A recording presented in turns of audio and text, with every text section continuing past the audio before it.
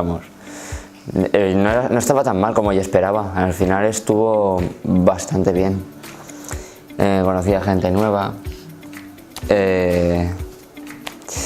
empecé a quitarme el miedo a socializarme y estaba avanzando mucho, y ahora estoy avanzando muchísimo en este tema porque a mí de pequeño me daba miedo socializarme y ya lo he superado gracias a este lugar.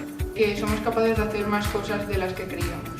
He ido creciendo como persona, me han ido reconociendo durante años, incluso en el instituto, porque no era una persona de ejemplo en cuanto a actitud, en cuanto a estudios, etc. Y ahora me encuentro en una situación en la que estoy metido en muchos ámbitos, en la salsa de corresponsales, en el Consejo de la Juventud de Valencia, en la Federación Valenciana de Estudiantes mediante la asociación del Instituto, del IES Districte Marítim.